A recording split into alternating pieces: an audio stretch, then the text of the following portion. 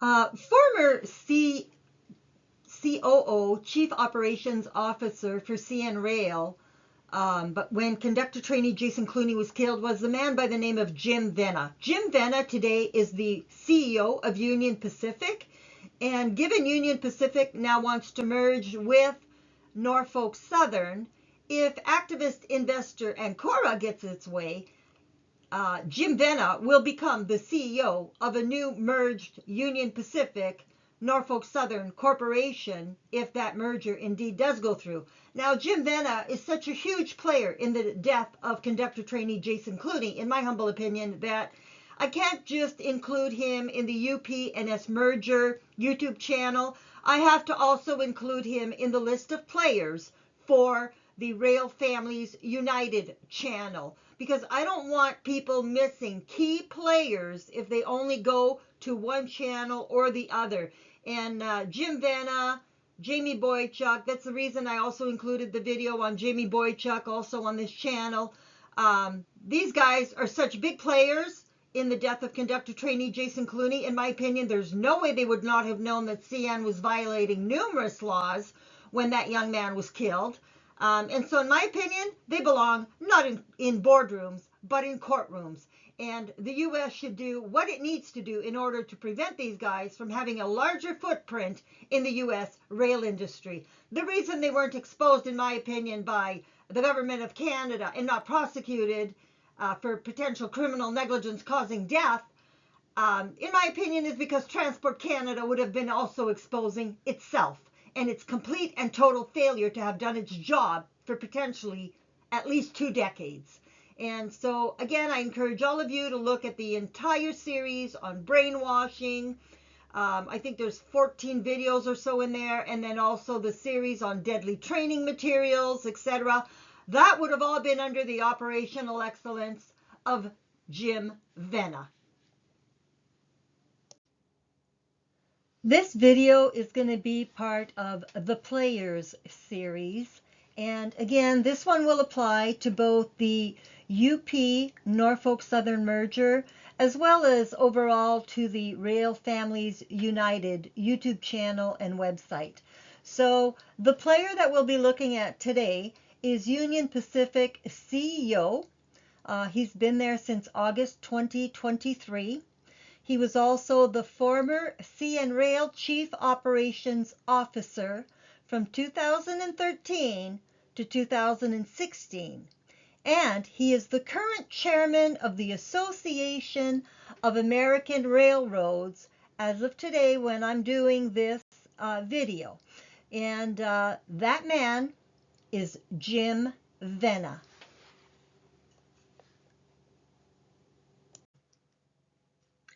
Before I keep going in this video, I want to mention Jim Vena, when he was Chief Operations Officer at CN Rail. That period of time was when my own child was a conductor trainee and became a qualified conductor, fake qualified conductor at CN Rail. And it's also the time when a conductor trainee who was conductor trainee at the same time as my child was killed in a rail accident, and that was conductor trainee Jason Clooney, who would be the subject of what I call a dissection of a rail worker death investigation, which would take me literally 4 years to complete. And I'm really not even all done because some of the materials the government of Canada still refuses to release. I'm sure because they're very nasty, like the last 5 pages of the supervising conductor's witness statement. But anyway, let me explain for those who have not heard this yet what I mean by fake qualified. My child was a conductor trainee, again, right around the same time as conductor trainee Jason Clooney.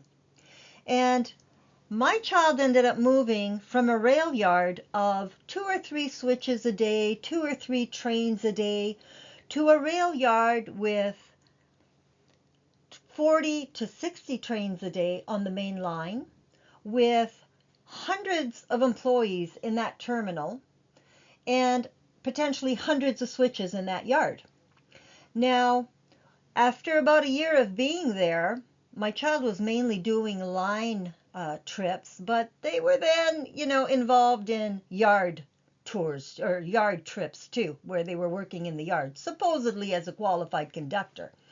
And about a year or so after moving, my child was involved in a minor derailment because there was ice on a track in the yard and one of the wheels popped.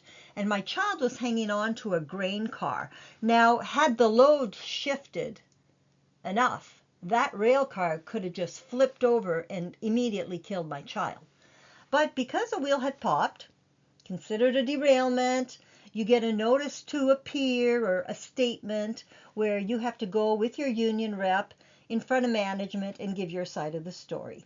And so because my child was new to this terminal and had not been involved in any incidents there previously, the union rep, who had, I believe, over 20 years of experience at CN Rail, had to look up my child's records to see if they'd been involved in a previous incident at another work location, and they had not. But in looking at my child's record, something stood out for that new union rep. And he came up to my child and basically said, "How many yard shifts do you need to be a qualified conductor?" And my child told him, I think it's 15. And so this guy goes, "How many do you have?" To which my child responded, "Well, at least that many. I worked in this location, this other location, for months." And to that, this very experienced union rep and rail worker responded, "That's considered a switcher location. You have 0.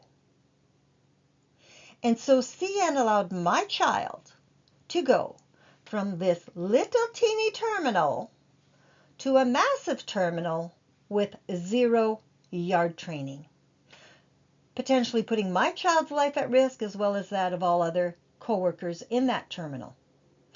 And, potentially also for customer locations where my child would be working if they didn't have the proper training for working in a yard. Now, here's the issue. If my child was fake qualified, and I suspect conductor trainee Jason Clooney was fake qualified because the word in the field was, even though he had 0 yard training, which I would find out when I obtained information via Freedom of Information and all the documentation that came to me as a result of that. But the word in the field among the conductor trainees and the newly qualified conductors, and these guys had gone to class together as conductor trainees, they had worked pretty well together in the field, whatever. So they knew of or knew each other.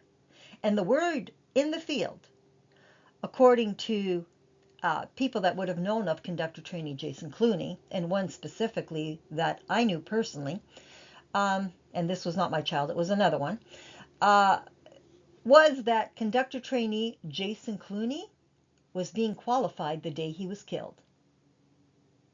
And the person who told that to my child, when my child got the call that this conductor trainee had been killed in the field, the person who told that to my child worked in, northern Saskatchewan, the same area potentially where conductor trainee Jason Clooney was killed. It was either the same subdivision or one right next to it where this one worked.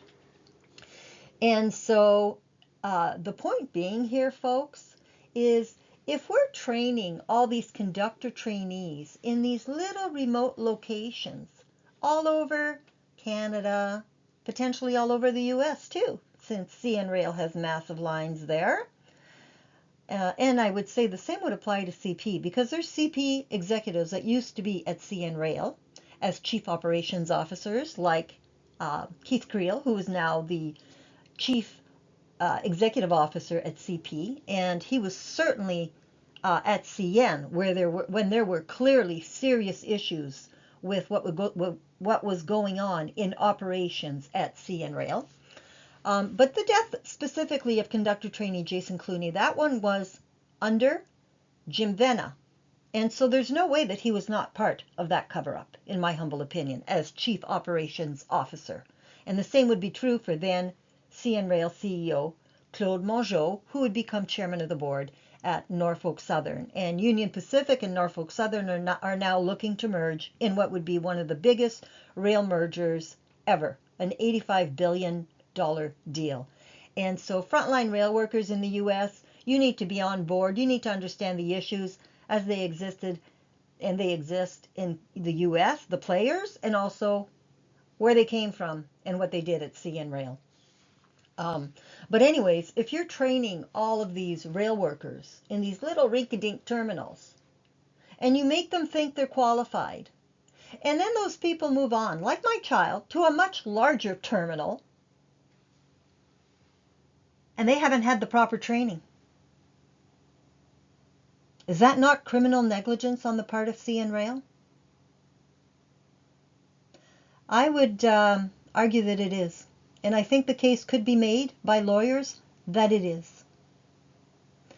So the death of conductor trainee Jason Clooney and my total dissection of the reports tied to that death, the Transportation Safety Board report, which is about 22 pages, I believe, the Transport Canada Health and Safety Officer report, which is about 80 pages long, the Occupational Health and Safety Tribunal of Canada hearing pertaining to the death of conductor trainee Jason Clooney. That one's also 20-some pages, I believe.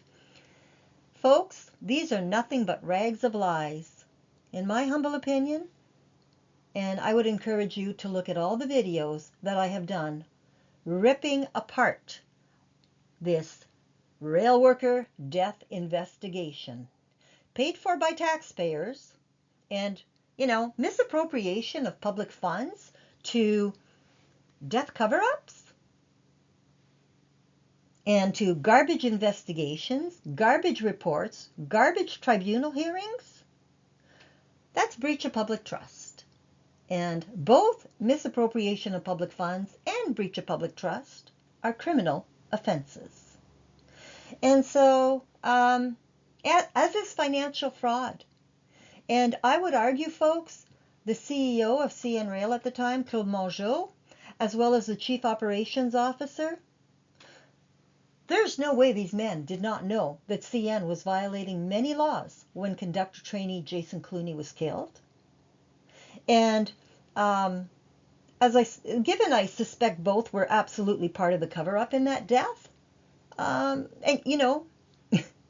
would that not also be financial fraud?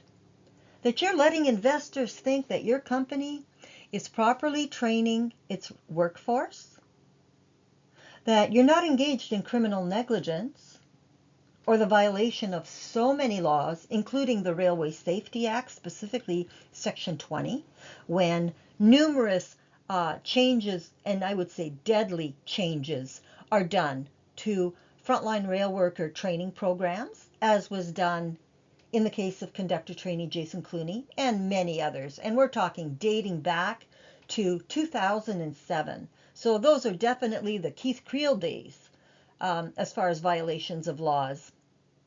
And, there's other things that were going on. The violation of the Railway Employee Qualification Standards Regulations, specifically Section 5, pertaining to the fact that if you're not a qualified conductor, you're not supposed to be working alone. That one's pretty cut and dried. Conductor trainee Jason Clooney was in unfamiliar territory, about 2/3 of a mile from the supposed supervising conductor who had never been trained, even though he had years at CN Rail, he had never been trained in how to properly supervise a conductor trainee. And so there's other issues, but you will see all of those in the materials provided in the brainwashing series and in the series called, the brainwashing series has to do with, that first one looks at the Transportation Safety Board and the death cover-up pertaining to the death of conductor trainee Jason Clooney by the Transportation Safety Board, with Claude Mongeau, who became chairman of the board at Norfolk Southern, having signed off on the draft report pertaining to its accuracy and completeness in the interest of promoting rail worker safety in Canada. When you look at that report, I think you're going to find in my analysis of it that if you had assumed it was nothing but a rag of lies, you would have been closer to the truth than what was actually provided in that report.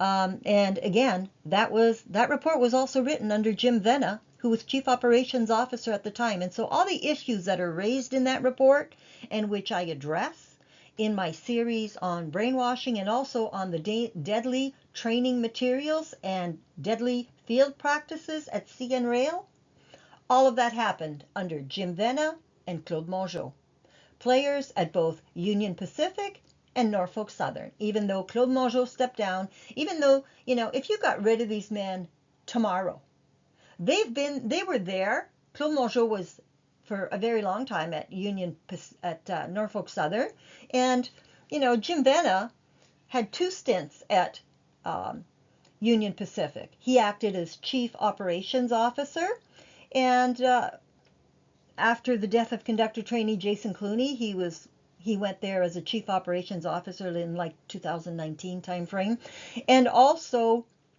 now as Union Pacific CEO. And so these players, given their roles, have had plenty of opportunity to infest, is the word I like to use, the U.S. rail industry with their operational excellence.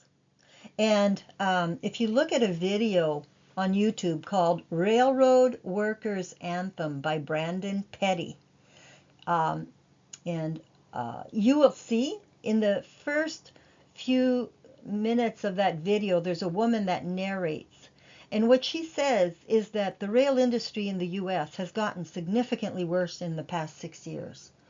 Well, gee, what has happened in the past 6 years as far as the U.S. rail industry? Folks, that is when Canada allowed a whole lot of rail executives that should have been not in boardrooms, but in courtrooms, in my humble opinion, to escape prosecution and to escape to the U.S., to infest 5 Class 1 rail carriers in the U.S. rail industry.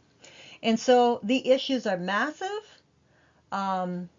Whether or not you're a rail worker in Canada or in the U.S., you need to be looking at both YouTube channels, the one on the UPNS merger and the one on Rail Families United, because I will try and provide links for key series on both channels, but the Rail Families United may have stuff that won't appear on the UP channel, whatever. So double check both channels and make sure that you're aware of all the issues that have been going on for years behind the scenes. And I would say, folks, that these are criminal issues. And so the reason, by the way, that these people were allowed to escape to the U.S.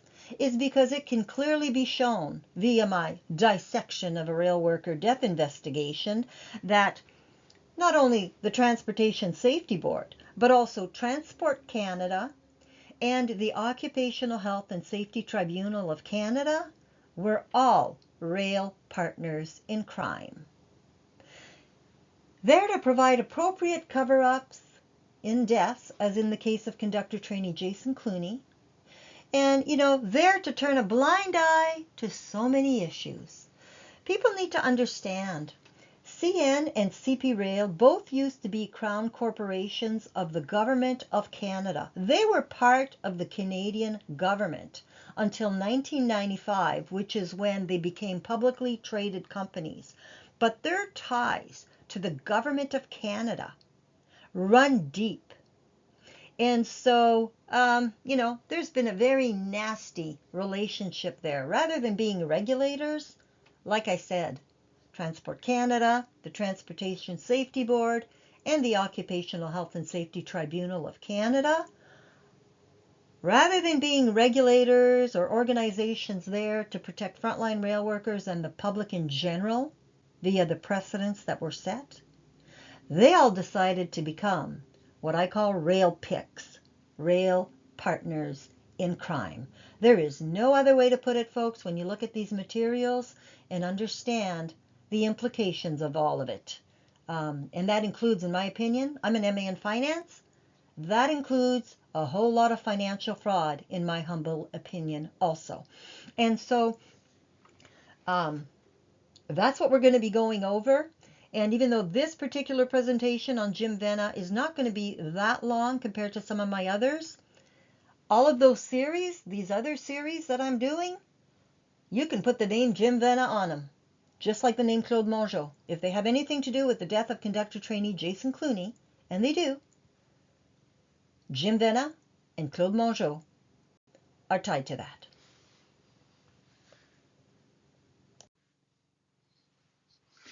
In December of 2021, there was an activist investor by the name of TCI, specifically Chris Hone, who was British, I believe, was trying to take over the board of CN Rail and replace some of the people on the board with his list of candidates. I think there were 4 people he wanted to replace.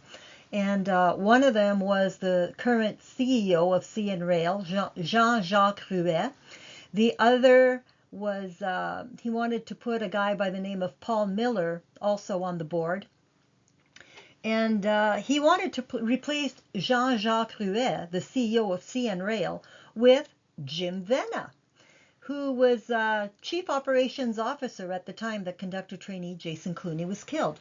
Now, when you try to take over a board, do a hostile takeover of a board, you don't do that very easily. It probably costs them millions of dollars to try to do this, because you have to not only put your slate of candidates forward, but all the stockholders have to be sent proxy votes, and everybody needs to vote on this list of candidates as to whether or not they want to have these people replace those that are currently there.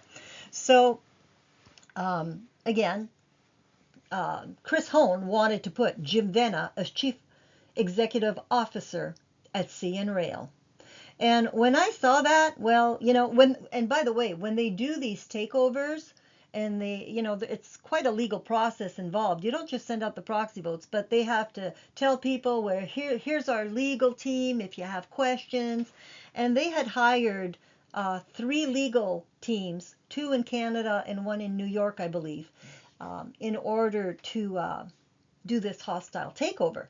And so, when you do that, well, that's great, because it gives me the opportunity to find the emails for those legal teams and to send them some very valuable information on the candidates. Specifically, at that time, I was worried about Jim Vena and a man who used to be in charge of safety at CN Rail, Paul Miller. But I had focused mainly on Jim Vena, not on Paul Miller. But his role, that alone, if you were a VP of safety, I had issues with that given what I had uncovered at CN Rail. But Jim Vena, again, was up for CEO at CN Rail. And so I wrote to all of these legal teams, and you can see here it was called TCI/CN Rail new CEO/board was the subject of the email. And you can see I had sent this on December 20th, 2021. I blanked out the people on the distribution list here. Those were the parents of conductor trainee Jason Clooney, their personal emails, and a few others. But anyway, but I had sent these lawyers files that let them know you've got a serious problem on your hands. The file so much so wrong, that one showed a whole lot of problems with the operational excellence of Jim Vena while he was at CN Rail. That talks about deadly training, slide number 53, and other things. But that file is actually quite long. But anyways, and then there's the index of documents, which let these lawyers know not only are there these documents that I'm sending you, but there's a whole lot of other documents pertaining to this death. And they could see that there was like 2,500 pages worth of documents that were already out there pertaining to the death of conductor trainee Jason Clooney under Jim Vena as Chief Operations Officer at CN Rail. And so, and I told them, as lawyers, you better be careful as to who you are putting forward for your slate of candidates. especially now that you know this information is out there. Because, if you are a party to pushing for such candidates to be the CEO at CN Rail, well, I think there's a lot of investors that would have an issue with that if you know what you now know, that there's serious concerns here. Because if you're a big law firm, in New York, I think this law firm had like 1,200 lawyers or something. It was a pretty big law firm, if I recall. But anyways, and I CC'd the senior partners and whatever. But if you're a big law firm, I'm an MA in finance, folks, and boy, if you're not going to be disclosing material facts that you've learned to investors, and you keep being a party to this, it's not just the likes of CN Rail that could be sued, or the government of Canada. Maybe now it's also your big law firm that could be sued.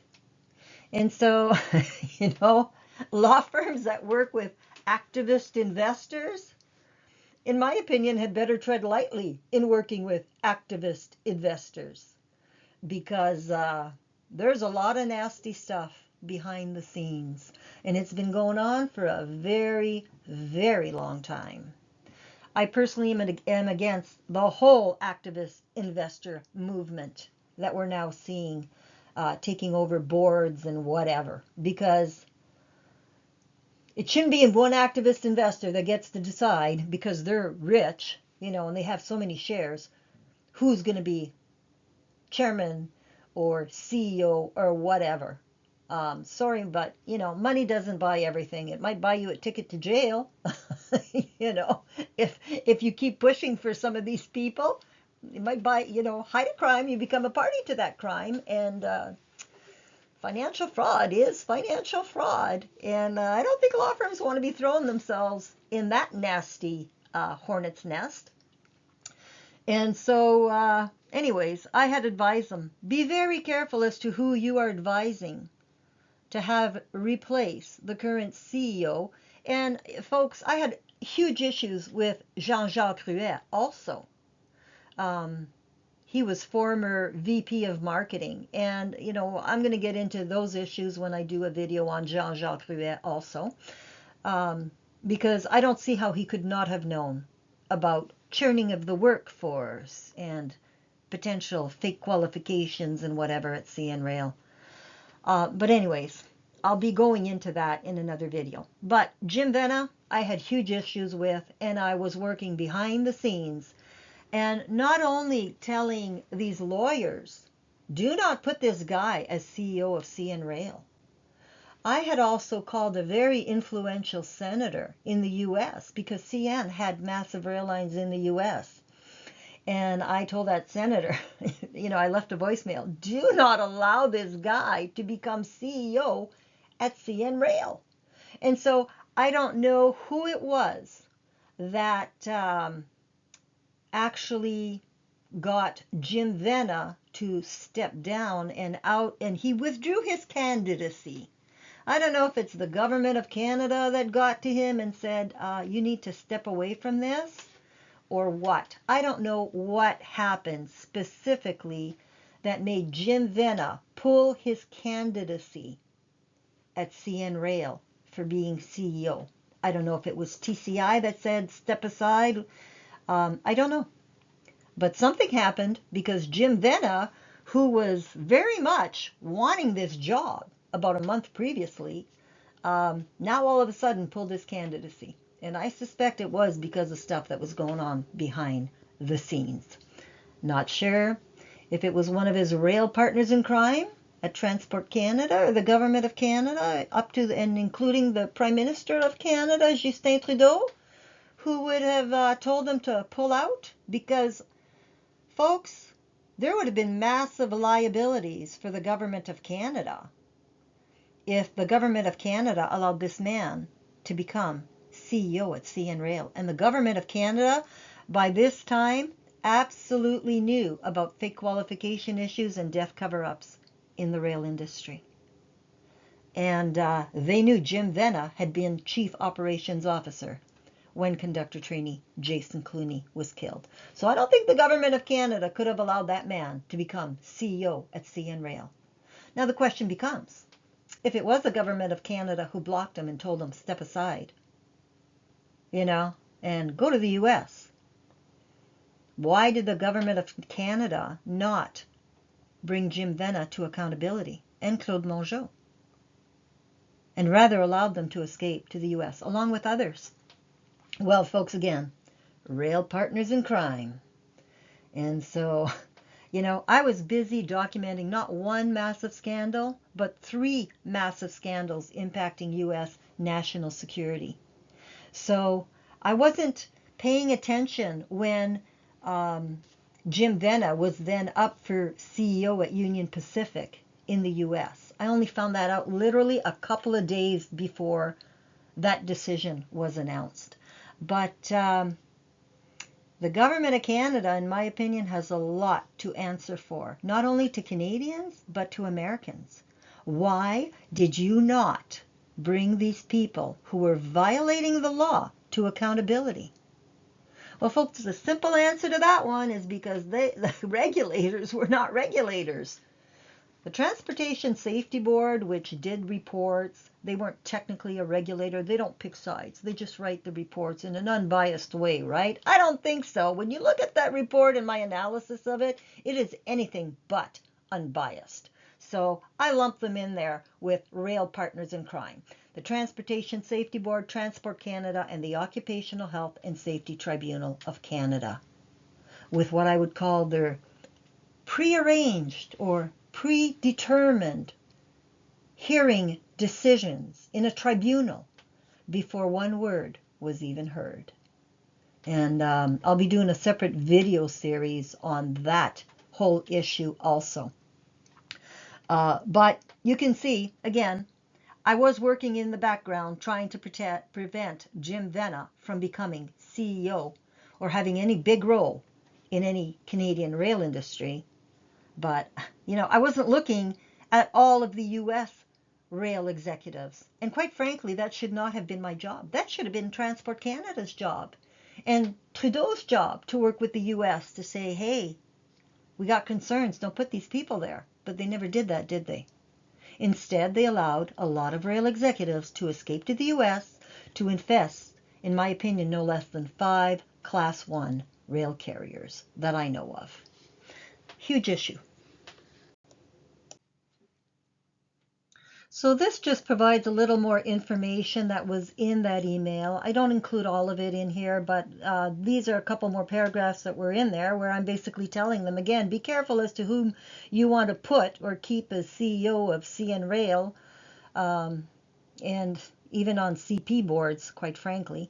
But because of the operational excellence of so many of the players, and to keep in mind the financial implications, which could also be huge for law firms, because, there is such a thing as legal malpractice.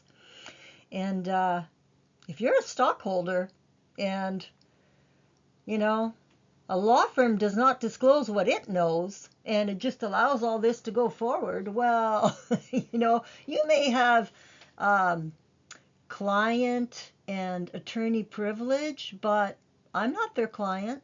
And if I disclose what I know, and, you've been caught not telling the truth to investors, that could bring a lot of legal malpractice type lawsuits, I think, on a big law firm. So they had a lot to lose. And I think any big law firm that engages in these activist investor takeovers, boy, you better think twice. Because punitive damages, especially in the U.S., can be absolutely massive. And the other thing, also I had told them about how Claude Mongeau had appeared before the Metropolitan Montreal Board of Trade and saying that he had the best IT team in the nation, basically. In Canada. And I would beg to disagree with that. And I'll be doing a separate video on that little talk. But rather than calling CN the backbone of the economy, I thought that a much better title would have been the very broken backbone of the economy. Because things are, in my opinion, to this day, very broken at CN Rail. When you have a strike by CN and CP frontline rail workers and you're forced to arbitration, and I have a huge issue with the Canada Industrial Relations Board also, and members that are there, like one of the key players who would appear as a witness at the Occupational Health and Safety Tribunal for matters pertaining to the death of conductor trainee Jason Clooney. I think that because he played ball as the VP of the Teamsters Canada Rail Conference, the union representing rail workers, there's no way that the union would not have known they were violating laws when conductor trainee Jason Clooney was killed. But this VP of the union was basically the only witness there representing frontline rail workers. Why were the three other witnesses not there? It was all a predetermined hearing and decision, and nasty precedents were set in that hearing, in my humble opinion, putting frontline rail workers at even greater risk, with the help of a VP of the union representing frontline rail workers, in my humble opinion. But that man would go on to become a vice chair at the Canada Industrial Relations Board, which is when there's a strike, they're the ones that provide the arbitrators and do binding arbitration. And this is how it's going to be. And you're forced back to work, and we're going to decide who's going to get what and what the new contract's going to be. Well, excuse me, but if people knew of the likes of Roland Hackle being at the Canada Industrial Relations Board, I think that was payback for having played ball in matters pertaining to the death of conductor trainee Jason Clooney. That's my humble opinion. You're free to form your own when you look at those videos, when I do that video series. There's so many videos I have to put out. It took years just to document these issues. And now I'm going to have to spend, another huge portion of my life doing videos to inform frontline rail workers, because regulators still failed to do their jobs and protect frontline rail workers. So go ahead, pick the wrong side. Eventually, this is going to come back at you. And I will have no pity for anybody that gets sued. And, breach of public trust is a criminal offense for which you can be found personally liable. In other words, you can lose everything you personally own. So, to those who played a role in any of this, any organization, any player, any union, you better pick the right side. That's all I can say, because there will be accountability.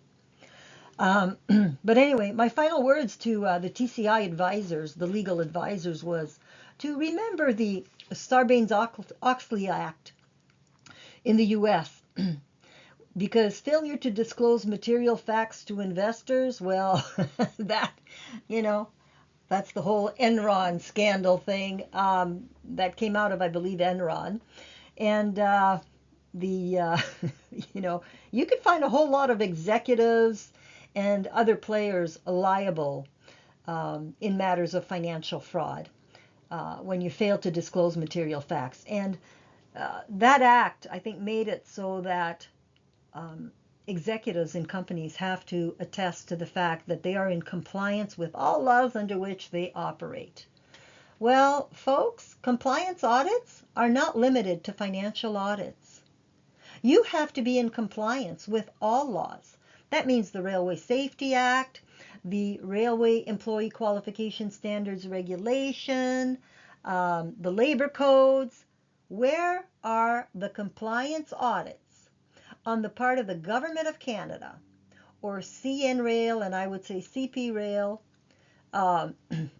in matters pertaining to frontline rail worker training programs, to ensure that these employees are getting the training they're supposed to get, that they're properly trained, that when they move from one location to another, we ensure that they've received the proper training, and on and on and on.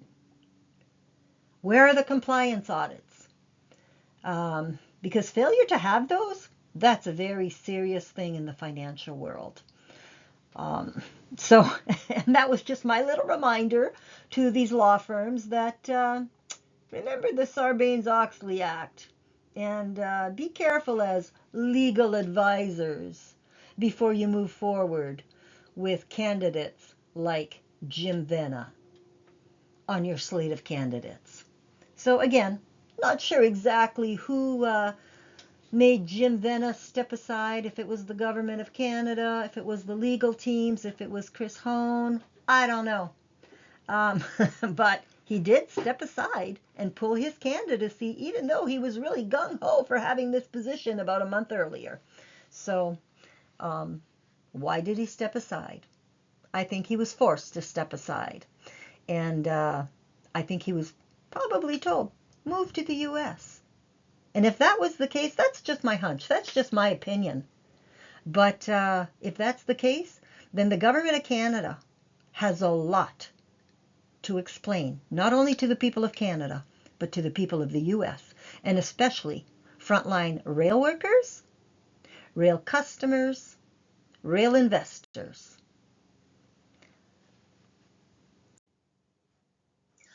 Okay, my emails, and I had sent more than the one I've shown here, to TCI's legal representatives.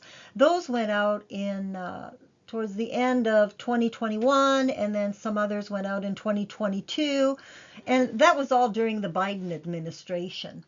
I also sent out emails just a few days prior to Jim Vena becoming the UP CEO, again under the Biden administration. But, I only learned of that decision a few days before it was actually announced. So clearly it was already too late. That decision had been made.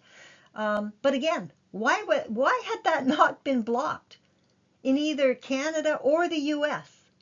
Why did nobody speak up to protect frontline rail workers when they knew at the Surface Transportation Board what they knew and had known for years about Jim Vena? And the same, and fine, change of the guard, whatever. That's no excuse. There needs to be somebody that keeps track of these rail executives and who should or should not be allowed in that industry. Um, I'm a mother of one rail worker. It certainly isn't my job. I've been doing this for free for years in order to protect my child and other frontline rail workers. But, I'm the one having to go up against these multi-million-dollar rail executives with their tens of millions that they make each year. And I have to go against these multi-billion-dollar companies and organizations like the American Railroaders Association, or the Railway Association of Canada. They've all had a role in some of this. I'm not going to say the U.S. American Association of Railroads, but now that Jim Vena is the chairman there, looks like they got a decision or two to make, in my humble opinion. But anyways, I'm just saying, folks, I've been doing all this work, thousands and thousands of hours, my own time, my complete life has been nothing but the documentation of Government of Canada scandals, 3 of them impacting U.S. national security. And as bad as the rail scandal is, that's not even the worst one that I ended up popping on the desk of J.D. Vance, Jim Jordan, and others in the U.S. administration. And yes, I would suspect they're all the way up to the Trump desk now. If they're not, given what's being exposed now that we're having this UPNS merger, I'm sure it's going to become a little more of a hot button for the administration, because rail unions are going to have to pick a side here. So everything I have posted, folks, pertaining to the death of conductor trainee Jason Clooney, the brainwashing series, and I think there's 14 videos on that, just looking at the Transportation Safety Board report lies in that death. And then the series, I think there's 9 videos on deadly training materials and field practices, again, under Jim Vena and CEO Claude Mongeau when he was CEO of CN Rail, who then became a player at Norfolk Southern. So there's no way that these men and others could not have known that they were violating several laws when conductor trainee Jason Clooney was killed. And it's my definite opinion that both thus had to be a party to this total death cover-up. And if that would be the case, and you're free to form your own opinion when you look at these materials, should we have the likes of Jim Vena or Claude Mongeau or some of these others? Because as I go on in my videos, you're going to see other players, key players in the rail industry. Should they be allowed to remain in the rail industry, or should they be brought to accountability? I don't think they should just be able to walk away, go off, live in the sunset with our tens of millions of dollars at the expense of frontline rail workers who were likely killed because of your criminal negligence. So, as the daughter of a coroner, I just have such huge issues with this. And that's why I told my child too, yeah, the easy thing would have been for me to tell my child, get out of this industry. It's too dangerous. But then what happens when the next person gets killed? And the next person gets killed? And the next one? And the next one? And these people just keep moving up in the ranks and having bigger and bigger positions. Could you live with yourself? I know I couldn't. So I'm sure there's many that could be bought off and that could live with that just fine. Nobody can buy me off, and I could not live with another railroad worker's death. And I'm going to tell you something. When one rail worker was killed, my child asked that person's fiance about 3 years later, how are you doing? And that person's response, who was planning to marry this conductor who had been killed at CN Rail, another one. This was not conductor trainee Jason Clooney. This was another one. And that person responded when asked, how are you doing? 3 years after that conductor's death at CN Rail. The response was, every day on earth hurts. So, all these rail executives, regulators, they just move on. The rail workers forgotten within a week, and it's the families and loved ones that are left with the devastation. And that's not something I can just sit by and keep allowing. So that's why I do what I do.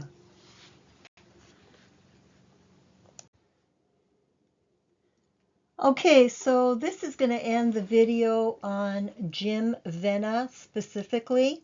But again, the entire series on brainwashing, the series on deadly training materials, all of that stuff falls under the leadership of Jim Vena when he was Chief Operations Officer at CN Rail. And so this is just a brief overview of that man's role to get the nuts and bolts, the very specific operational excellence, specific examples of what was going on at CN Rail under Jim Vena. And I think a lot of it probably still goes on. That's my humble opinion. But, when you send things to arbitration, the Canada Industrial Relations Board, which I have a lot of issues with, but,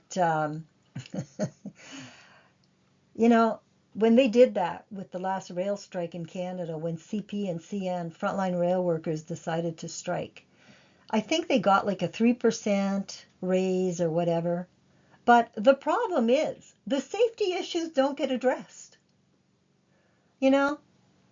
Binding arbitration, everybody go back to work, you're stuck with another 3-year contract, whatever. And the issues are all swept under the carpets. by organizations like the Canada Industrial Relations Board, which again, given the fact that Roland Hackle became a vice chair there after the death of conductor trainee Jason Clooney, I